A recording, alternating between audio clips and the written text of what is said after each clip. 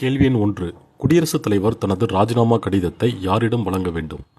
Option A பிரதமர், B சபாநாயகர், C குடியரசு துணைத் தலைவர், டி உச்சநீதிமன்ற தலைமை நீதிபதி.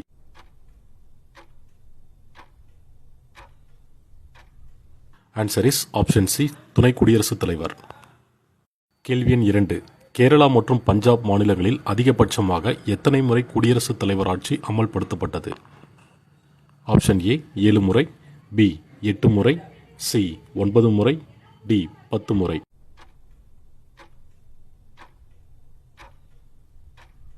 ஆன்சர் இஸ் ஆப்ஷன் சி 9 முறை. கேள்வி எண் 3. உச்சநீதிமன்ற தலைமை நீதிபதி மற்றும் நீதிபதிகளின் ஓய்வு பெறும் வயது என்ன? ஆப்ஷன் ஏ 60 வயது, பி 62 வயது, சி 65 வயது, டி 68 வயது.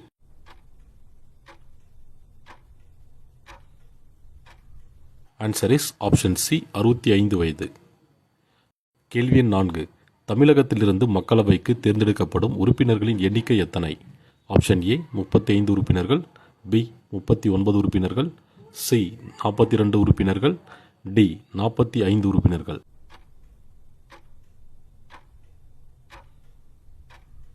ஆன்சர் இஸ் ஆப்ஷன் பி 39 உறுப்பினர்கள். கேள்வி எண் 5.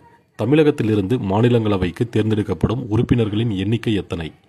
ஆப்ஷன் ஏ 15 உறுப்பினர்கள், பி 16 உறுப்பினர்கள், சி 18 உறுப்பினர்கள், டி 20 உறுப்பினர்கள்.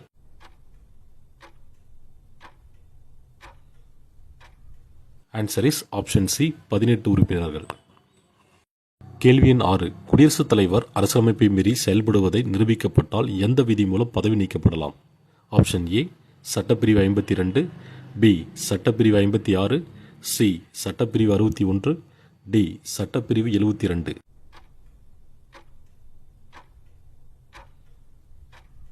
ஆன்சர் இஸ் ஆப்ஷன் சி சட்டப்பிரிவு 61. கேள்வி எண் 7. மத்திய அரசின் ஆண்டு வரவு செலவு திட்டத்தினை யாரிடம் அனுமதி பெற்ற பிறகு மக்களவையில் நிதியமைச்சர் சமர்ப்பிக்கிறார்? ஆப்ஷன் ஏ பிரதமர், பி குடியரசுத் தலைவர், சி மாநிலங்களவை தலைவர், டி நிதி ஆணையம்.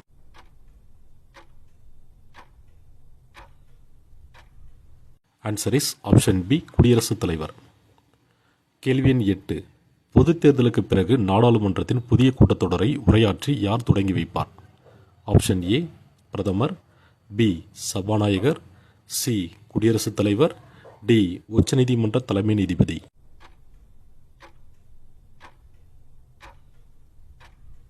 ஆன்சர் இஸ் ஆப்ஷன் சி குடியரசுத் தலைவர். கேள்வி எண் 9. குடியரசுத் தலைவர் நாடாளுமன்றத்தை ஆண்டுக்கு எத்தனை முறை கூட்டுகிறார்? ஆப்ஷன் ஏ 1 முறை, பி 2 முறை, சி 3 முறை, டி 4 முறை.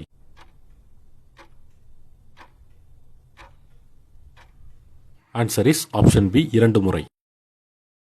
கேள்வி எண் 10. நாடாளுமன்றத்தில் நிறைவேற்றப்படும் அனைத்து சட்டங்களும் யாருடைய ஒப்புதலுக்கு பிறகு நடைமுறைக்கு வருகிறது? ஆப்ஷன் ஏ பிரதமர், பி உச்சநீதிமன்றம், சி குடியரசுத் தலைவர், டி சபாநாயகர்.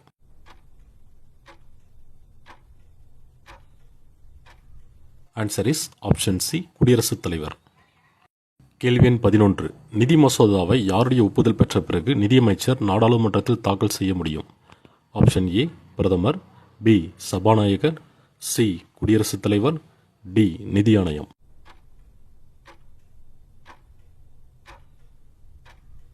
ஆன்சர் இஸ் ஆப்ஷன் சி குடியரசுத் தலைவர். கேள்வி எண் 12. மத்திய அரசின் பாதுகாப்பு படையின் தலைமை தளபதி அதிகாரத்தை குடியரசுத் தலைவருக்கு வழங்கியுள்ள சட்டப்பிரிவு எது? ஆப்ஷன் ஏ சட்டப்பிரிவு 50, பி சட்டப்பிரிவு 52, சி சட்டப்பிரிவு 53(2), டி சட்டப்பிரிவு 72.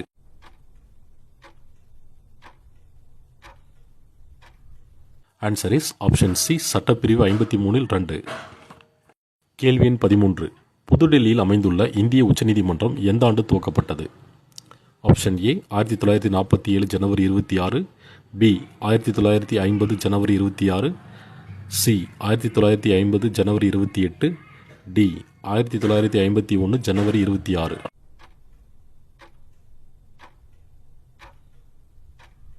ஆன்சர் இஸ் ஆப்ஷன் சி 1950 ஜனவரி 28. கேள்வி எண் 14. இந்திய உச்சநீதிமன்றம் எந்த சட்டத்தின் கீழ் நிறுவப்பட்டது? ஆப்ஷன் ஏ 1919 இந்திய அரசு சட்டம், பி 1935 இந்திய அரசு சட்டம், சி 1947 சுதந்திர சட்டம், டி 1950 அரசியலமைப்பு சட்டம்.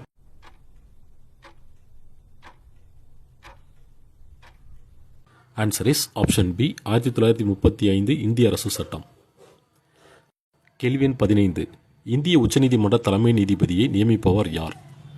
ஆப்ஷன் ஏ பிரதமர், பி மாநில ஆளுநர், சி குடியரசுத் தலைவர், டி சட்ட அமைச்சர்.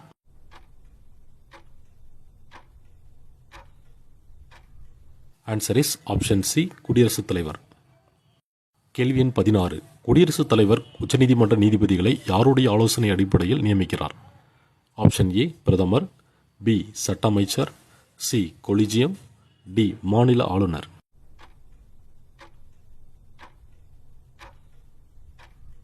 Answer is option C collegium. கேள்வி எண் 17. இந்திய அரசியலமைப்பு சட்டத்தின் பாதுகாவலன் என அழைக்கப்படுவது எது? ஆப்ஷன் ஏ நாடாளுமன்றம், பி குடியரசுத் தலைவர், சி உச்சநீதிமன்றம், டி தேர்தல் ஆணையம்.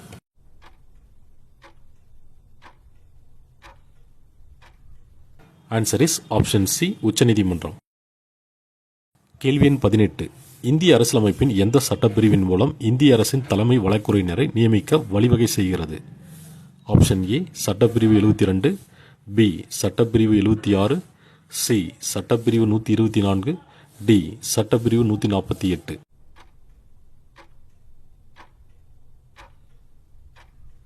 ஆன்சர் இஸ் ஆப்ஷன் பி சட்டப்பிரிவு 76.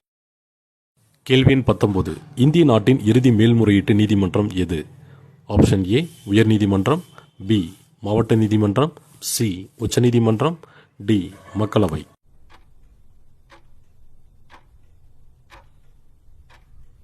ஆன்சர் இஸ் ஆப்ஷன் சி உச்சநீதிமன்றம்.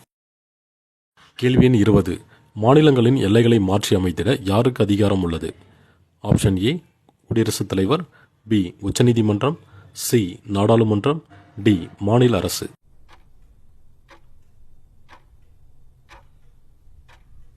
ஆன்சர் இஸ் ஆப்ஷன் சி நாடாளுமன்றம். கேள்வி எண் 21. ஒரு மசோதாவை நிதி மசோதாவா அல்லது சாதாரண மசோதாவா என தீர்மானிக்கும் உரிமை யாருக்கு உள்ளது? ஆப்ஷன் ஏ குடியரசுத் தலைவர், பி பிரதமர், சி சபாநாயகர், டி உச்சநீதிமன்றம்.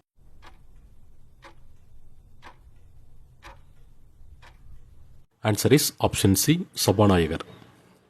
கேள்வி எண் 22. சபாநாயகர் பதவி காலியாக இருக்கும் போதும் அல்லது அவைக்கு வராத போது மக்களவை யார் தலைமையேற்று நடத்துவர்? ஆப்ஷன் ஏ பிரதமர், பி துணை சபாநாயகர், சி மாநிலங்களவை தலைவர், டி சட்ட அமைச்சர்.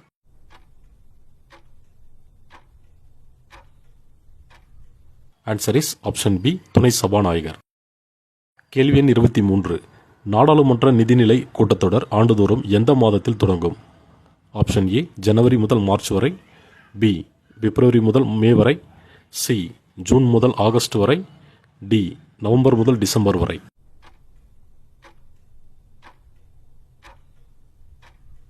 ஆன்சர் இஸ் ஆப்ஷன் பி பிப்ரவரி முதல் மே வரை. கேள்வி எண் 24. நாடாளுமன்ற மழைக்கால கூட்டத்தொடர் ஆண்டுதோறும் எந்த மாதத்தில் தொடங்கும்? ஆப்ஷன் ஏ ஏப்ரல் முதல் ஜூன் வரை, பி ஜூலை முதல் செப்டம்பர் வரை, சி ஆகஸ்ட் முதல் அக்டோபர் வரை, டி நவம்பர் முதல் டிசம்பர் வரை.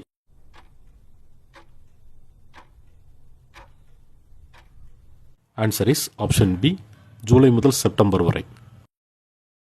கேள்வி எண் 25. நாடாளுமன்ற குளிர்கால கூட்டத்தொடர் ஆண்டுதோறும் எந்த மாதத்தில் தொடங்கும்? ஆப்ஷன் ஏ செப்டம்பர் முதல் அக்டோபர் வரை, பி அக்டோபர் முதல் நவம்பர் வரை, சி நவம்பர் முதல் டிசம்பர் வரை, டி டிசம்பர் முதல் ஜனவரி வரை.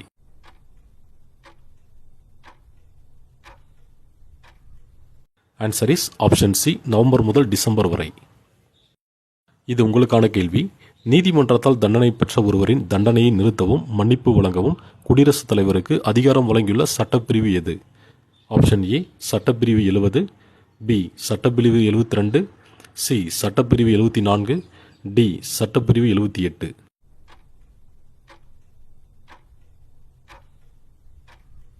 ஆன்சரை மறக்காம கமெண்ட்ஸில் சொல்லுங்கள். தேங்க்யூ.